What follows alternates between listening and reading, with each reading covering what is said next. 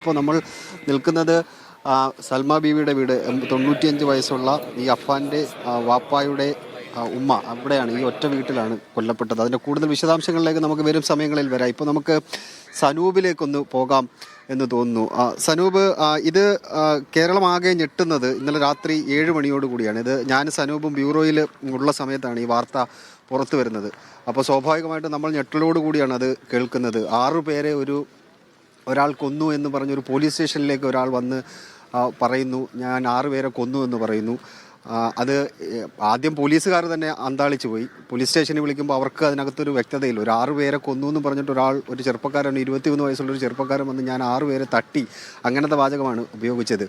എന്നിട്ട് ആ സ്ഥലങ്ങളും 3 സ്ഥലങ്ങളും പറഞ്ഞു കൊടുക്കുന്നു. അപ്പോൾ സ്വാഭാവികമായിട്ട് നമ്മൾ അവിടെ ഇരുന്ന് സംസാരിച്ചാണ് ഇതെന്താണ്, ഇത് വല്ല മാനസിക രോഗമായിരിക്കുമോ എന്ന പോലും നമുക്ക് സംശയം തോന്നുന്നു. അത്രയും വിശ്വസിക്കാൻ കഴിയുന്ന തരത്തിലായിരുന്നില്ല അതുണ്ടത്.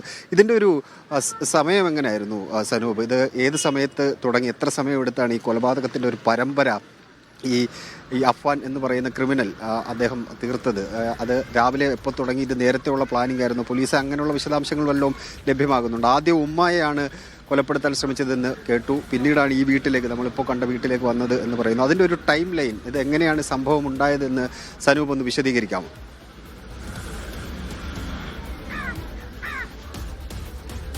സെയ്ഫ് പറഞ്ഞ പോലെ കേട്ടവർ ആരും തന്നെ ആദ്യം വിശ്വസിച്ചില്ല. ഒരു ചെറുപ്പക്കാരൻ, വെറും 23 വയസ്സുള്ള ചെറുപ്പക്കാരൻ സ്റ്റേഷനിൽ അല്ലെ പുത്തൻ ഉടുപ്പൊക്കെ ഇട്ട് സ്റ്റേഷനിൽ വന്ന് പറയുകയാണ്, ഞാൻ 6 പേരെ തട്ടി സാറേ എന്ന് വിളിച്ചുകൊണ്ടാണ് ആ സ്റ്റേഷനിൽ വന്ന് പറയുന്നത്. പക്ഷേ പോലീസ് പോലും അന്താളിച്ചിരുന്ന സമയത്ത് പിന്നീടാണ് ഈ പറയുന്നതെല്ലാം സത്യമാണെന്ന് ഓരോ ഇടത്ത് പോയി അന്വേഷിച്ചപ്പോൾ മനസ്സിലായത്. ആദ്യം രാവിലെ 10:30-ക്കാണ് ഇവൻ ഈ കൃത്യത്തിലേക്ക് കടക്കുന്നത്. ഉമ്മയായിട്ട് ഷെമിയുമായിട്ട് തർക്കമുണ്ടാവുകയും ചെറിയ കയ്യാങ്ങളേക്ക് ഉണ്ടാവാൻ സാധ്യത ഉണ്ടാവില്ല, കാരണം അങ്ങനെ അലങ്കോലപ്പെട്ട് കിടപ്പുണ്ടായിരുന്നു ആ സമയത്ത് അവിടെ. അപ്പോൾ അവിടെ വെച്ച് ഉമ്മയെ ചുവരിൽ തല പിടിച്ച് അടിച്ചതിന് ശേഷം മുറിയിലിട്ട് പൂട്ടുകയാണ് ചെയ്തത്. കാരണം ആദ്യഘട്ടത്തിൽ ഇയാൾ ചുറ്റിക വാങ്ങിയിരുന്നില്ല. അമ്മയെ മുറിയിൽ ഈ തലയ്ക്ക് അടിച്ച ശേഷം, അതായത് ഭിത്തിയിൽ പിടിച്ച് തലയടിച്ച ശേഷം മുറിക്കുള്ളിൽ പൂട്ടിയിട്ട് അവിടെ നിന്ന് ഇറങ്ങി പോവുകയാണ് ചെയ്തത്. പിന്നാലെയാണ് ഈ വെഞ്ഞാറമൂട് പോയി ഒരു കടയിൽ നിന്ന് ചുറ്റിക വാങ്ങിയ ശേഷം 1:15 കൂടിയാണ് ഈ പറയുന്ന പേരുമലയിൽ നിന്ന് പാങ്ങോടുള്ള മുത്തശ്ശിയുടെ വീട്ടിലേക്ക് ഈ അഫ്ഫാൻ പോകുന്നത്. അവിടെ മുത്തശ്ശി സൽമ ബീവിയുടെ ഈ മാല ചോദിക്കുന്നു. അത് കൊടുക്കാത്തതിൻ്റെ ദേഷ്യത്തിലായിരിക്കണം സൽമ ബീവിയെ തലക്കടിച്ചു കൊടുക്കുന്നത്. വെറും 7 മിനിറ്റ് മാത്രമാണ് ഈ പാങ്ങോട് ഈ പ്രതി തങ്ങിയത്. വെറും 7 മിനിറ്റ് കൊണ്ട് ഒരാളെ തലക്കടിച്ച് കൊന്നിട്ട് പ്രതി അവിടെ നിന്ന് വീണ്ടും അടുത്ത സ്ഥലത്തേക്ക്, അടുത്ത കൊലപാതകത്തിലേക്ക് പോവുകയാണ്. അങ്ങനെ 3 മണിക്കാണ് ഈ എത്തുന്നവരത്തുള്ള പിതാവിൻ്റെ സഹോദരനായിട്ടുള്ള അബ്ദുൽ ലത്തീഫിനെയും ഭാര്യ സാജിദ ബീഗത്തിനെയും ഈ പറയുന്ന പോലെ തലക്കടിച്ച്, ചുറ്റിക കൊണ്ട് ദാരുണമായിട്ട് തലക്കടിച്ച് കൊലപ്പെടുത്തുന്നത്. പിന്നാലെ ഈ ഫോണിൽ തൻ്റെ പെൺ സുഹൃത്തായിട്ടുള്ള ഫർസാനെ വിളിക്കുന്നു. ഫർസാനെയും വിളിച്ചുകൊണ്ട് വന്ന് വീട്ടിൽ കൊണ്ടുവരുന്നു. വീട്ടിലെത്തുമ്പോൾ ഏകദേശം ഒരു 4 മണിക്ക് മുമ്പെയാണ് വീട്ടിലെത്തുന്ന സമയത്ത് തന്നെ കുറച്ച് കഴിഞ്ഞപ്പോഴേക്കും ആ സഹോദരൻ, വെറും 9ാം ക്ലാസ്സിൽ പഠിക്കുന്ന അഫ്സാൻ അവിടെ എത്തുന്നു. അപ്പോൾ അഫ്സാനോട് പറയുന്നത്, നീ പോയി തന്നെ ഒരു കുഴിമന്തി വാങ്ങിയോ, എനിക്ക് ഏറ്റവും ഇഷ്ടപ്പെട്ട ഭക്ഷണമല്ലേ കുഴിമന്തി എന്ന് പറഞ്ഞുകൊണ്ട് അവനെ കൊണ്ട് തന്നെ കുഴിമന്തി വാങ്ങിപ്പിച്ചു. ആ കുഴിമന്തി വാങ്ങി അവൻ എത്തുന്ന സമയം കൊണ്ട് തൻ്റെ പെൺ സുഹൃത്തിനെ മുറിയുടെ മുകളിലത്തെ നിലയിൽ അവിടുത്തെ മുറിയിൽ വെച്ച് തലക്കടിച്ച് കൊലപ്പെടുത്തുന്നു. ഫർസാനെയും അവിടെ വെച്ച് കൊലപ്പെടുത്തുന്നു. പിന്നാലെയാണ് ഈ കുഴിമന്തി അത് വാങ്ങി വീടിനകത്തേക്ക് പ്രവേശിച്ച ഉടൻ തനിക്ക് തന്നെ ഏറ്റവും ഇഷ്ടപ്പെട്ട തൻ്റെ അനുജനെ അയാൾ അതിക്രൂരമായിട്ട് മുഖത്തും തലയിലും അടിച്ച് 22 അടിയോളം അടിച്ച് എന്നൊക്കെയുള്ള ഒരു വിവരമൊക്കെ പോലീസിൻ്റെ ഭാഗത്തുനിന്ന് കിട്ടിയിരുന്നു. എത്രത്തോളം സ്ഥിരീകരിക്കാൻ പറ്റുമെന്ന് കഴിയില്ല.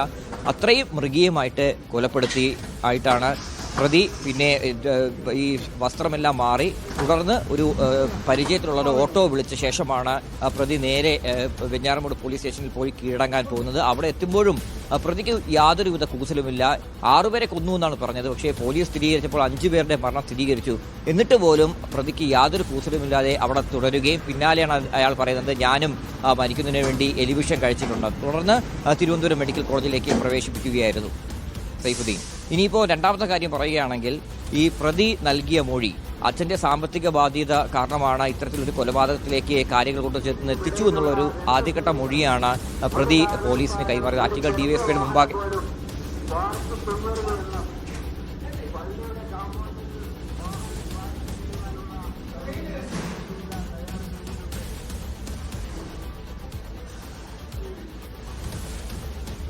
അങ്ങനെ ഈ പറയുന്ന പോലെ ഇപ്പോൾ തിരുവനന്തപുരം മെഡിക്കൽ കോളേജിലാണ് ഇയാൾ ചികിത്സയിൽ കിടക്കുന്നത്. ആദ്യഘട്ടത്തിലൊന്നും തന്നെ പോലീസുമായിട്ട് ഇയാൾ സഹകരിച്ചില്ല. പറഞ്ഞ കാര്യത്തിൽ തന്നെ ഉറച്ചു നിന്നു.